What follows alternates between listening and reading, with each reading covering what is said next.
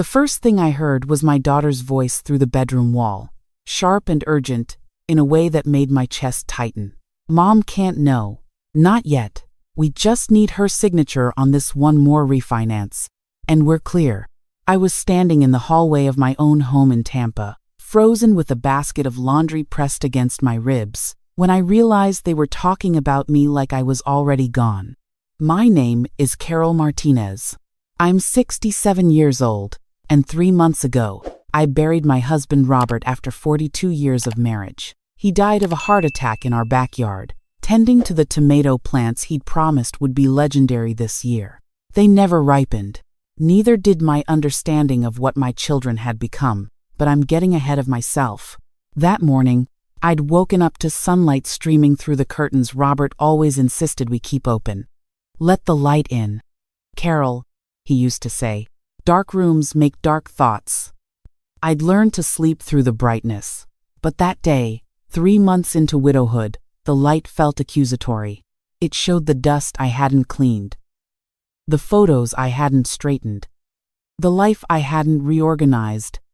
Since Robert left me to figure it out alone, my son Brian had called the night before, asking if he and his sister Lisa could come by for Sunday brunch.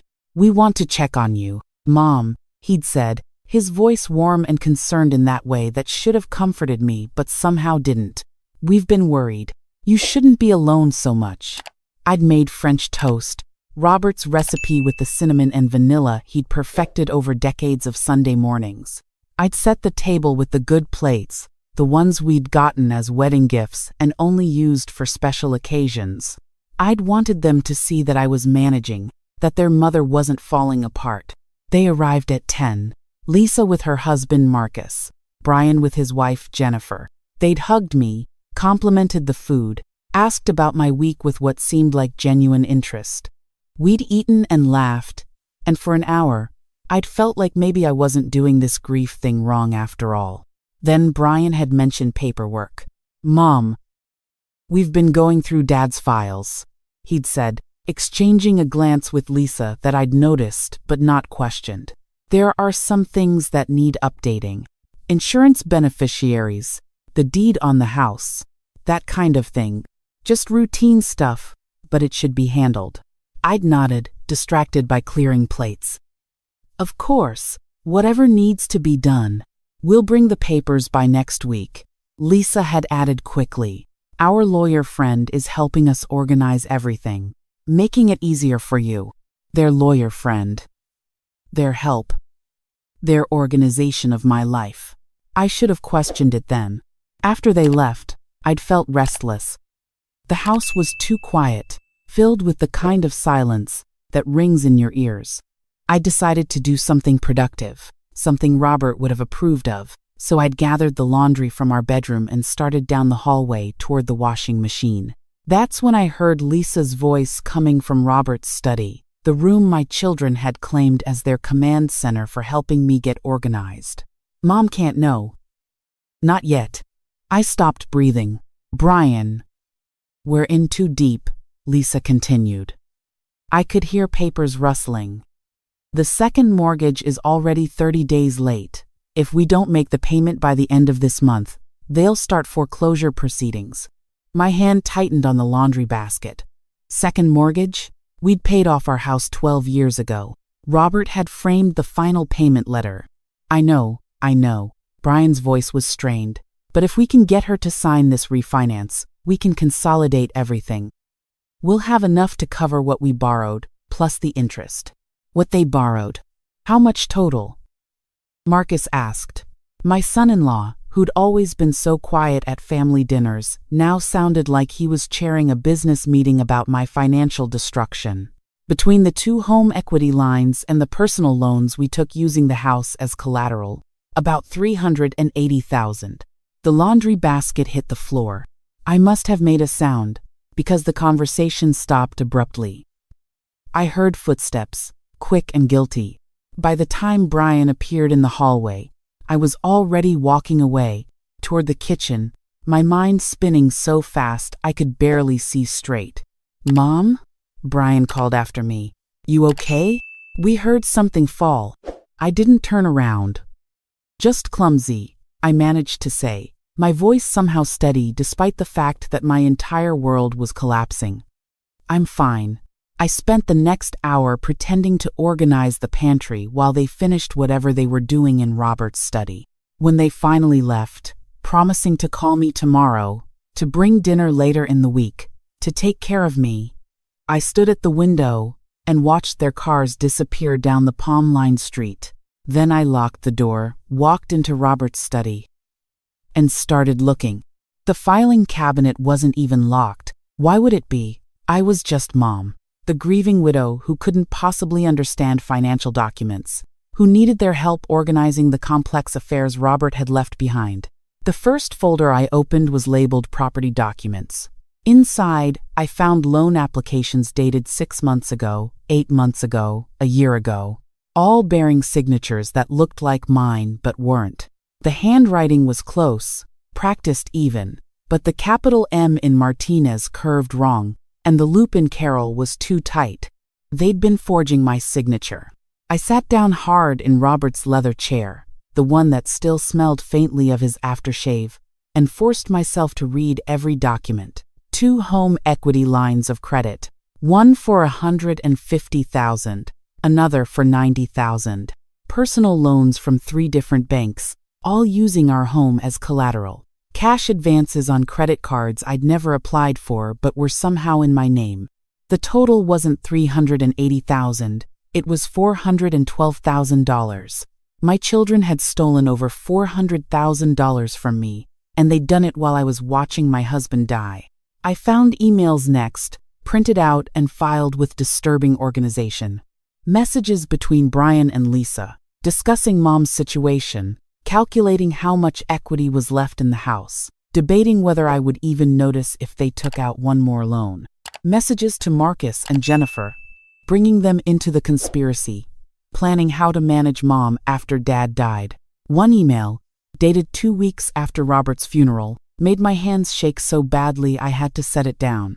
She's so out of it right now, she'll sign anything we put in front of her. We should move fast before she recovers enough to ask questions.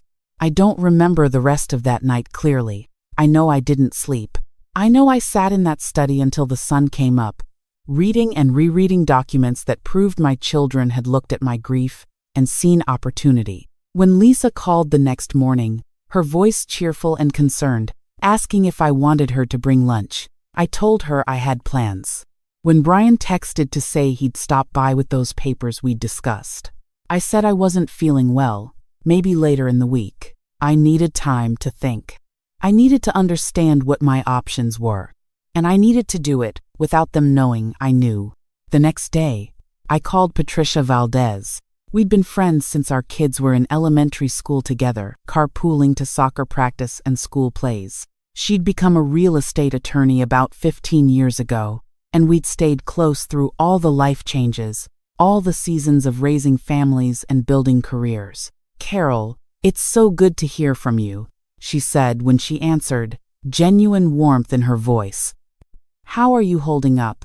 "Patricia, I need your help," I said quietly.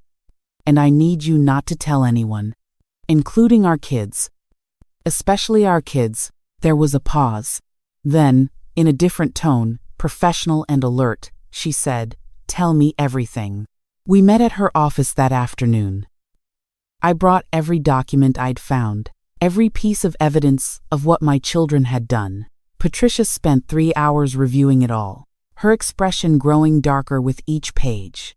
Finally, she looked up at me. "Carol, this is fraud. Identity theft. Forgery. Your children could go to prison for this." "I don't want them in prison," I said immediately. The words surprised me, but they were true. Despite everything, despite the betrayal that sat in my chest, like a stone, they were still my children. I'd raised them, loved them, sacrificed for them. I didn't want to destroy their lives. I just wanted to save mine. "Then what do you want?" Patricia asked gently. I thought about that question for a long moment. What did I want? Justice? Revenge? An apology that would never come, or never be sincere if it did? I want to disappear, I finally said. I want to sell the house, pay off every debt they created, and walk away before they can take anything else from me. Patricia leaned back in her chair, studying me. That's not going to leave you with much. Your house is worth about $600,000 in the current market. After paying off $400,000 in debts and covering selling costs and taxes, you'd have maybe $150,000 left. For your entire life savings, $150,000 more than I'll have if I let them keep going, I pointed out. She couldn't argue with that. How long do I have? I asked. Before they realize I know? Patricia flipped through the documents again. According to this latest notice, the second mortgage payment is due in 18 days. If it's not paid, they'll get a default notice. That's probably when your kids will panic and push harder for you to sign new papers. 18 days. I had 18 days to dismantle my life, protect what was left of my assets, and vanish before my children could stop me. Can you help me? I asked. Patricia reached across the desk and took my hand. I'll help you do whatever you need to do.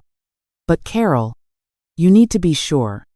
Once you start this, there's no going back. You'll be severing ties with your children, probably permanently. I thought about Brian's email, the one about moving fast while I was out of it. I thought about Lisa's voice through the wall, casual and calculating. I thought about them sitting at my kitchen table, eating French toast, made with their father's recipe, hugging me and lying to my face. They severed the ties. I said, I'm just accepting it. The next 18 days moved with the strange clarity that comes with purpose. I'd spent 3 months drowning in grief, unable to make decisions, barely able to get out of bed some mornings. Now, with a deadline and a mission, I felt something I hadn't felt since Robert died. I felt alive. Patricia helped me every step of the way. First, we contacted the banks and credit card companies, reporting the identity theft with police reports to back up my claims. Some of the debts were dischargeable because of the fraud, but the home equity lines weren't. They were secured against the house, and unwinding them would take time I didn't have. So we took a different approach. I listed the house with a realtor Patricia trusted, someone who understood the situation and moved fast. We priced it to sell quickly, just under market value. I told Brian and Lisa I was thinking about selling eventually, maybe in a year or two. But I needed to clean things out first. They seemed relieved by this, probably thinking they had more time to execute whatever plan came next. The house sold in 6 days. While the sale was processing, I opened a new bank account at a different bank, one my children had never used. I moved money from my old checking account, the one they'd been watching, in small increments that wouldn't trigger alerts. I changed my will with Patricia's help, removing Brian and Lisa as beneficiaries and leaving everything to a scholarship fund in Robert's name. I found a small condo in Clearwater, about 30 minutes north, in a retirement community I'd never mentioned to my children. It was a 55-plus building with security, a community center, and people who didn't know me as anyone's mother, just Carol. Just myself. The condo cost $75,000. Not fancy, but mine. I packed strategically. Clothes, photos of Robert, my wedding ring and the jewelry that had been my mother's. Books I'd always meant to read. The coffee maker Robert and I had bought on our 25th anniversary. Small things that mattered more than furniture. Everything else, I left for the estate sale company. On day 15, Brian called to say he'd scheduled an appointment with our lawyer friend to go over those papers. Thursday at 2, he said. It won't take long, Mom. Just a few signatures. That sounds fine, I told him, knowing I'd be gone by Wednesday. On day 16, Lisa stopped by unannounced, her eyes scanning the house like she was cataloging assets. Mom, have you been packing? She asked, noticing the boxes I'd stacked in the garage. Just organizing, I said smoothly. Your father kept so much. It's time to donate some things. She'd relaxed then, even helped me carry a box to my car. She had no idea it contained the last of what I was keeping. On day 17, the closing happened. I sat in Patricia's conference room and signed papers that transferred my house to a couple from Atlanta who loved the garden and promised to take care of Robert's tomato plants. The check was substantial, even after all the debts were paid. Patricia handed me the final accounting. After paying off every fraudulent loan, every forged debt, covering all the closing costs and her legal fees, I had $162,000. It's enough, I told her. Carol, there's something else we need to discuss, Patricia said carefully. Your children are going to look for you. When they realize what happened, they'll try to find you. I know. Do you want a restraining order? Legal protection. I considered it. Then I shook my head. I want them to wonder. I want them to call and get a disconnected number. I want them to drive by and see strangers in the house. I want them to realize what they lost. But I don't want to give them a roadmap to where I went. Patricia studied me for a long moment. You've changed, she said softly. In the last 2 weeks, you've become someone different. No, I corrected. I've become someone I forgot I was. On day 18, I left. I didn't leave a note. I didn't send a final text. I simply disconnected my phone, left the keys to my old house on the kitchen counter for the new owners, and drove north to Clearwater with everything I owned in my car. The condo was small but bright, with a balcony that overlooked a courtyard where residents gathered in the evenings. My new neighbors introduced themselves without asking about my past or my family. They invited me to book club, to water aerobics, to Tuesday night poker. I said yes to everything. I found out later, through Patricia, who'd agreed to be my only point of contact with the outside world, what happened when Brian and Lisa showed up for our Thursday appointment. They'd called first, apparently, when I didn't answer my phone. Then they'd driven to the house and found strangers moving furniture in. The new owners, confused and sympathetic, had explained they'd bought the house last week, that the previous owner had moved out 2 days ago. Brian had called the police, claiming I was missing, possibly suffering from dementia. The police had done a welfare check and found me perfectly safe in my new condo, sharp as ever, wanting nothing to do with my children. Lisa had tried to contest the sale, claiming I wasn't of sound mind. But Patricia had documentation of my competency, my clear decision-making, my deliberate choice to sell and move. They'd tried everything, calling my old friends, who didn't know where I'd gone, checking hospitals, thinking I was ill, hiring a private investigator, who found me but couldn't legally tell them anything without my permission. I never gave it. The first month in Clearwater was strange. I'd wake up sometimes, forgetting where I was, reaching for Robert in the bed beside me and finding only empty space. But then I'd remember, I was alone, but I was safe.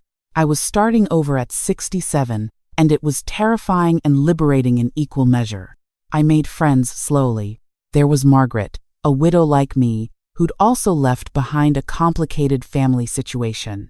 There was Tom, a retired teacher who organized the community garden and taught me that Robert's tomato growing techniques weren't actually that legendary. There was Linda, who'd lost her husband to cancer and understood the specific loneliness of eating dinner alone. We became our own family, cobbled together from life's refugees and survivors. I got a part-time job at the local library, something I'd always wanted to do but never had time for when I was raising children and supporting Robert's career. I volunteered at an animal shelter. I took a watercolor class and discovered I was terrible at it but didn't care. I learned to be alone without being lonely. 6 months after I left, Patricia called. Carol, Brian is trying to reach you through my office. He says it's urgent, about family medical history. He claims Lisa's pregnant and needs information. My heart lurched. A grandchild, the future I'd imagined. Sunday brunches and birthday parties and teaching a little one to make Robert's French toast. Is she really pregnant? I asked. I don't know, Patricia admitted. It could be true. It could also be a manipulation tactic. I thought about it for 3 days. The image of a grandchild haunted me, the possibility of innocent life caught in this terrible situation.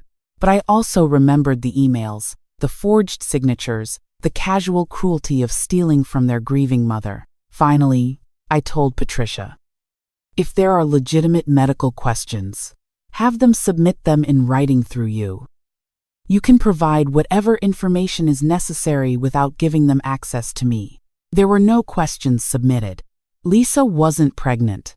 It had been a lie, one more attempt to manipulate me back into their lives so they could, what? Apologize? Unlikely. Explain? There was no explanation that would make it right. Find a way to guilt me into giving them money. Probably. I'd made the right choice. A year after I left, I was sitting on my balcony with Margaret, drinking wine and watching the sunset, when she asked the question everyone was always too polite to voice. Do you regret it? Leaving your children? I thought about all the versions of that answer I'd considered over the months. The complicated truth about love and betrayal. About how you can grieve the loss of people who are still alive. About the difference between the children I'd raised and the adults they'd become. I regret what they did, I finally said. I regret that they became people who could look at their mother's pain and see profit. But leaving? Protecting myself? No. I don't regret that. Do you think you'll ever talk to them again? I watched the sun sink lower, painting the sky in shades of orange and pink that Robert would have loved. I don't know, I admitted. Maybe someday, if they ever truly understand what they did and take real accountability. But I'm not holding my breath. And I'm not putting my life on hold waiting for an apology that might never come. Margaret nodded, sipping her wine. My daughter hasn't spoken to me in 4 years. Different circumstances, but the same question. When do we stop waiting for the people we love to love us back the way we deserve? When we realize we can't pour from an empty cup, I said. When we understand that loving them doesn't mean letting them destroy us. That night, I pulled out the box of photos I'd brought from the old house. Pictures of Brian as a little boy, gap-toothed and grinning. Lisa in her graduation gown, proud and beautiful. Both of them at my wedding to Robert, young and sweet and full of potential. I cried for those children, the ones I'd loved and raised and believed in. But I didn't regret leaving the adults they'd become. It's been 2 years now since I walked away from my old life. I'm 69. Living in a condo worth less than half of what my house was, working part-time at a library, volunteering with rescue dogs who've also been betrayed by the people who should have protected them. And I'm happy. Not the happy I was when Robert was alive, when I believed my family was whole and good and safe. That happiness is gone, and I've mourned it the same way I mourned my husband. But I've found a different kind of happiness. One built on my own foundation instead of someone else's lies. I wake up in the mornings without dread. I make plans for my future instead of just surviving my present. I spend time with people who choose to be in my life, not people I'm tied to by biology and obligation. I've learned that family isn't always who you're born to. Sometimes it's who you find when you're brave enough to walk away from what's hurting you. Last week, Patricia called with news. Brian and Lisa are selling the assets they bought with my money, filing for bankruptcy, dealing with the consequences of living beyond their means on stolen funds. Their marriages are strained. Their financial future is uncertain. Part of me, the part that's still their mother, feels sad for them. But most of me, the part that's learned to protect myself, feels nothing but relief that I'm not there to bail them out. Because I know what would happen if I went back. They'd be sorry, tearfully apologetic, promising it would never happen again. They'd blame stress, bad influences, temporary insanity. They'd paint themselves as victims of circumstance rather than architects of deliberate harm. And if I was still the person I was 2 years ago, the grieving widow who couldn't see clearly through the fog of loss, I might believe them, but I'm not that person anymore. I'm Carol Martinez. I'm 69 years old. I live in a small condo in Clearwater, Florida, and I work at a library and volunteer with rescue dogs. I have friends who check on me because they want to. not because they think I'm an easy target. I have a life I built from the ashes of the one that burned down, and I'm not going back.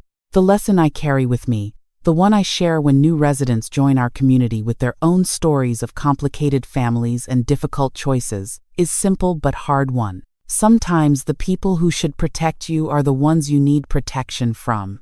And walking away isn't giving up on them. It's refusing to give up on yourself. My children made their choices.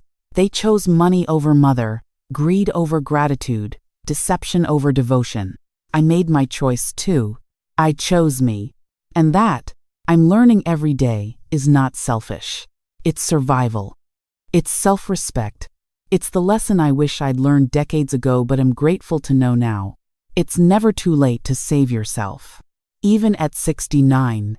Even when you thought your life was over. Even when you're starting again with less money, fewer certainties, and no guarantees. Because the truth they don't tell you about rock bottom is that it's also solid ground. And when you've lost everything except yourself, you finally learn what you're actually made of. I'm made of stronger stuff than I knew. And so, I'm learning, are you? If you're listening to this story and seeing yourself in it, if you're realizing that the people you love are hurting you in ways you've been making excuses for, if you're wondering whether you're strong enough to walk away, let me tell you what I wish someone had told me. You are. You're strong enough. You deserve better. And it's never, ever too late to choose yourself. The family that matters isn't the one you're born into. It's the one that treats you like family. Everything else is just biology. And biology, I've learned, doesn't obligate you to be anyone's victim. Not even at 69. Especially not at 69. Because I've spent too many years being what everyone else needed me to be. Now, I'm finally being what I need me to be. Myself. Free.